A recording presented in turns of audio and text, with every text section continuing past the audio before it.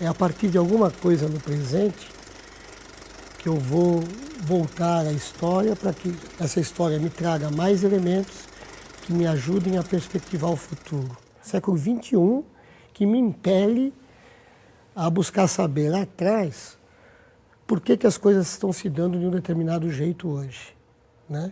E a partir dessa apropriação, que possibilidades eu tenho de modificar, de construir uma educação física diferente daqui para frente.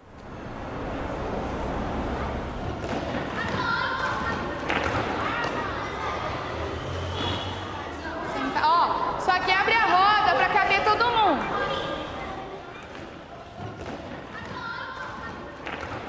Didática da educação física. Educação física para todos. Hoje, a gente vai iniciar um conteúdo novo, que é relacionado às lutas. Arranje uma dupla e eu quero que vocês façam esse de acertar no ombro.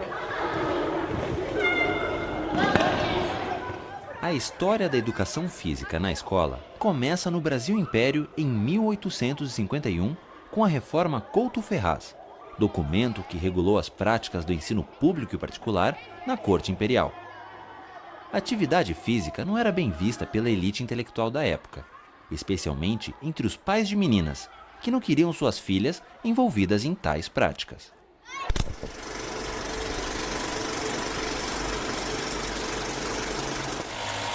No final do século XIX, 1882, Rui Barbosa defendeu no Brasil a importância da presença da ginástica no currículo escolar.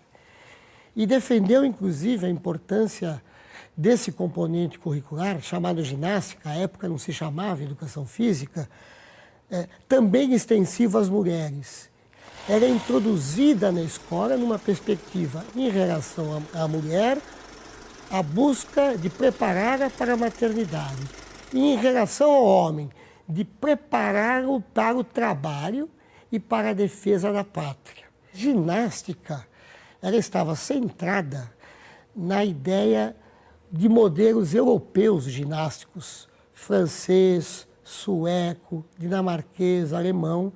Eu importo esses modelos ginásticos para cá com a mesma finalidade de eugenização e higienização dos corpos, construção de corpos sadios e de corpos eugênicos, a partir de uma perspectiva de raça, de corpo perfeito, que era o corpo branco. O Brasil do século XIX desenvolve uma política de embranquecimento da raça.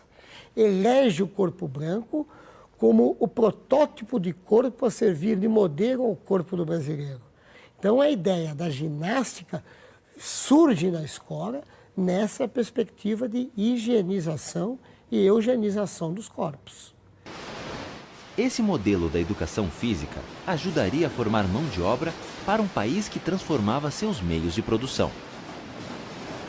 Nas primeiras décadas do século XX, o Brasil abandona o modelo agrário, comercial e exportador e adota o modelo industrial. E isso induz a busca de força de trabalho para dar conta do trabalho fabril.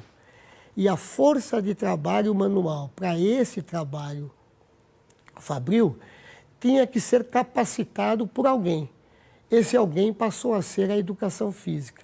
E nesse momento, e eu já estou aqui na segunda metade dos anos 30 do século XX, a educação física se torna componente curricular obrigatório, inclusive por força da Constituição brasileira. A Constituição de 1937 dizia da obrigatoriedade da educação física no sistema de ensino brasileiro, com o objetivo de adestrar fisicamente a força de trabalho do trabalhador brasileiro. Os conteúdos programáticos das disciplinas que formavam esse professor estavam todos eles centrados em disciplinas científicas da área biológica, da área biomédica.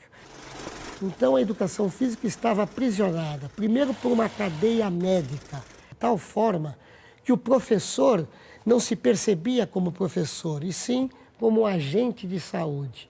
E o aluno, para ele, não era um aluno, era um paciente. Uma segunda cadeia que aprisionava a educação física era a cadeia militar. O professor não se percebia professor, ele se percebia um sargento, um militar.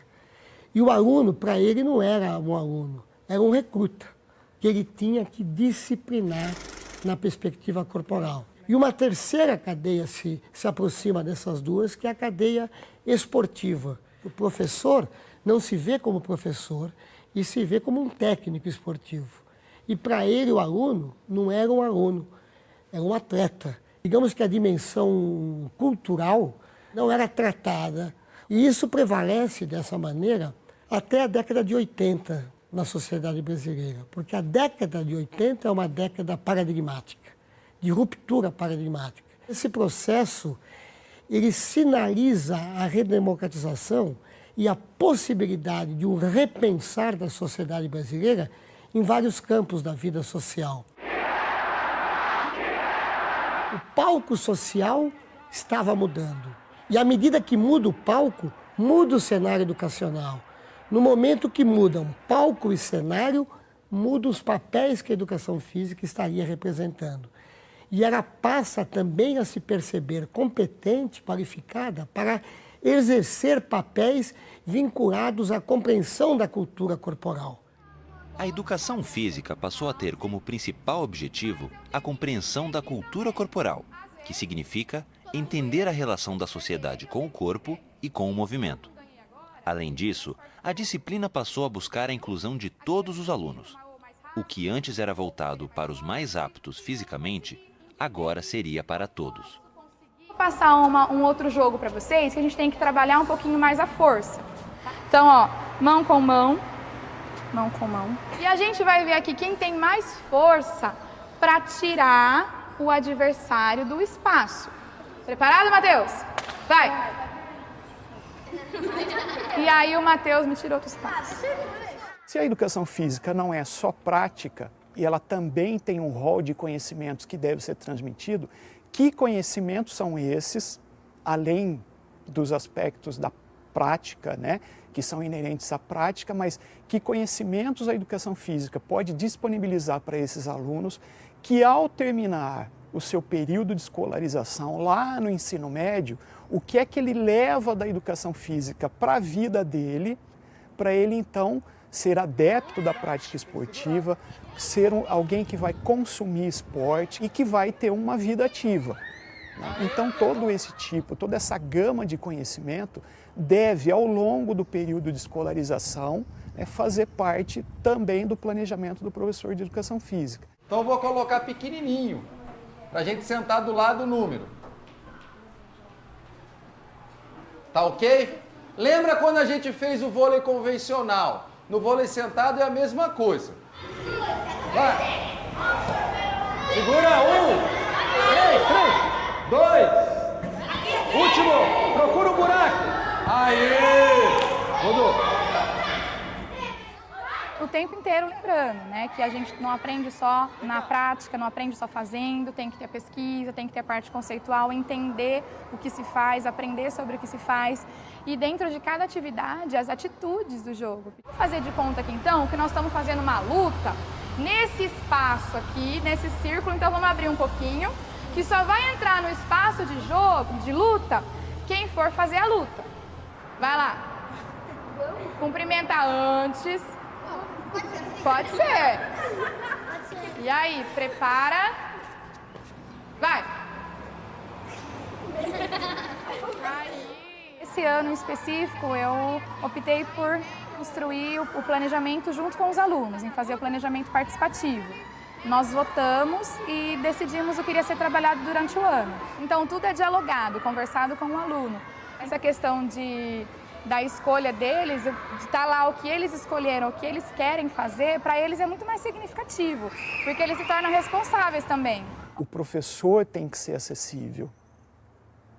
O currículo tem que ser acessível para o aluno. Então, a acessibilidade é quais são os caminhos que podem ser dados para que esse aluno chegue aonde você, professor, imaginou que ele poderia chegar. Eu vou lançar essa bola para o outro lado, certo? A outra equipe não pode levantar para pegar a bola, certo? Tem que andar com o bumbum, tá bom? Então, rodou. Ué, tem que sentar, Natália. Tem que sentar, Beatriz.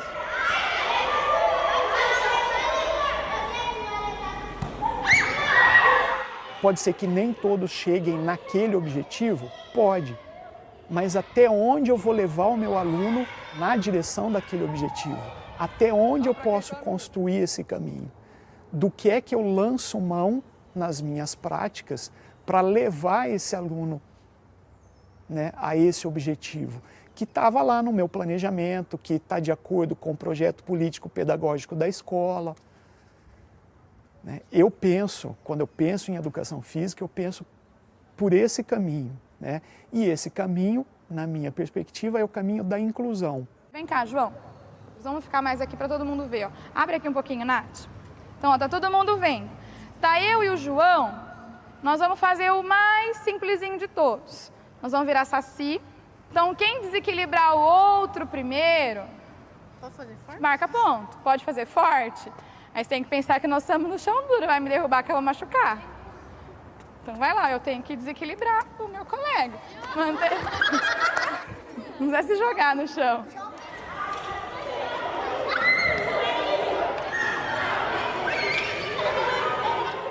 Que a gente não tem que descobrir talentos, de formar atletas, esse não é o objetivo da escola, né? Porque aí foge totalmente a questão da inclusão. Que você vai excluir todos os outros que querem participar, que querem jogar, se você deixa só os mais habilidosos participando. A questão da inclusão, ela tem um ponto que é básico, que é assim, não basta você incluir o aluno, ou seja, colocá-lo num determinado espaço. Além desta inclusão ou dessa permanência, a necessidade que se tenha é que o aluno tenha acesso a esses elementos da cultura corporal. Outro aspecto é a permanência e a participação efetiva desse aluno nas atividades. É o engajamento desse aluno, é a prática desse aluno na própria atividade que está sendo proposta e foi elaborada pelo professor. Começou! De acordo com os parâmetros curriculares nacionais, de 1997, todos os alunos têm o direito de conhecer e vivenciar as práticas da cultura corporal nas aulas de educação física, independentemente das habilidades e das características de cada um. Então, no sumô, né, tem essa dinâmica aqui de tirar o oponente do espaço. Meu primo, Andrei, fala assim que eu pareço assim, ó. Sumô. Sumô, ele fala? Por que ele fala isso pra Gabriele? Por causa que eu sou gorda. Porque ela é gordinha, tá? E, não, vamos pensar sobre isso. Os lutadores de sumô, eles têm uma composição corporal, né? Eles comem bastante, fazem uma dieta, peraí, Felipe, pra ter aquele corpo daquele tamanho, sim.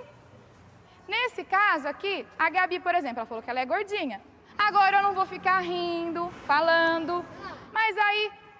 Ah, você é magrelo, é um palito. Passa em qualquer lugar. Passa em qualquer lugar, até no buraco da fechadura.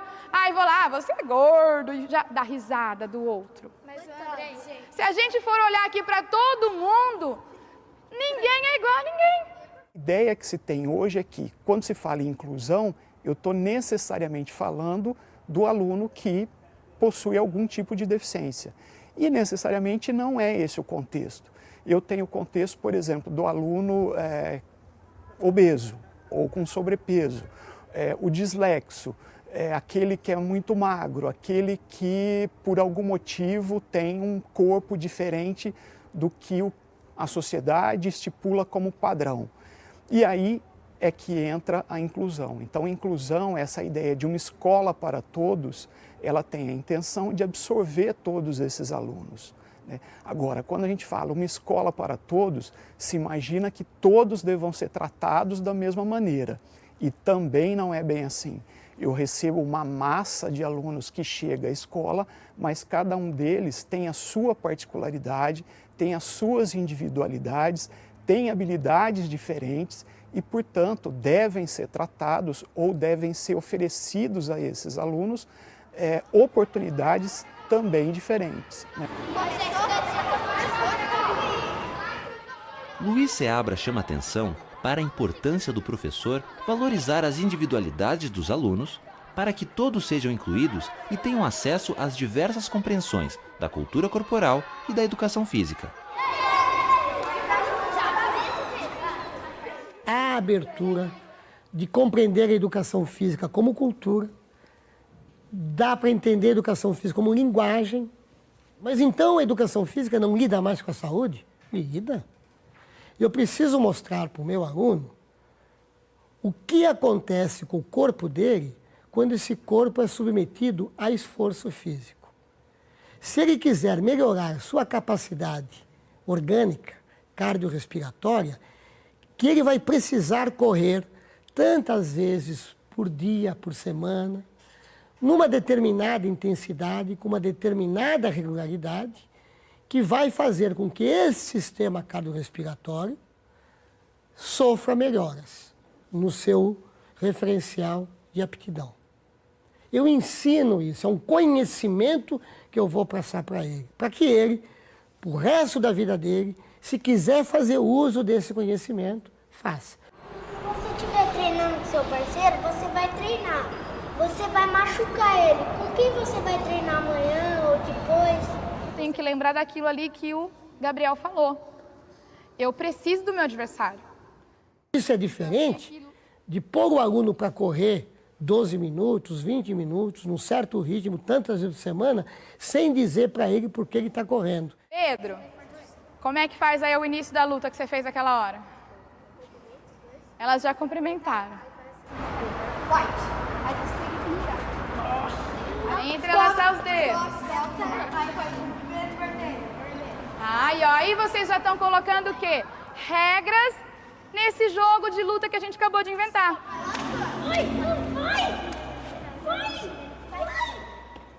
Qual é o objetivo? Que o meu aluno adquira conhecimento sobre as práticas da cultura corporal. Como eu vou fazer isso? Né? Depende.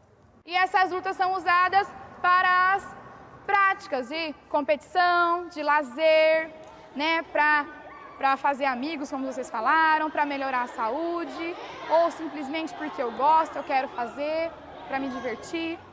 Tem receita? Não, não tem. Tem uma metodologia específica que vai atingir isso?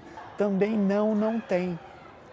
Então, se eu penso na educação física pelo viés da inclusão, de que todos devem ter a mesma oportunidade, eu também vou achar que não vai existir uma única forma de lidar com essa massa de alunos que chega na escola. Não vai existir uma única metodologia que dê conta de responder a todas essas questões dentro da minha prática no dia a dia. Então eu tenho que buscar em diferentes metodologias, diferentes estratégias, diferentes situações para atingir os tantos diferentes que chegam na escola. Vocês vão subir,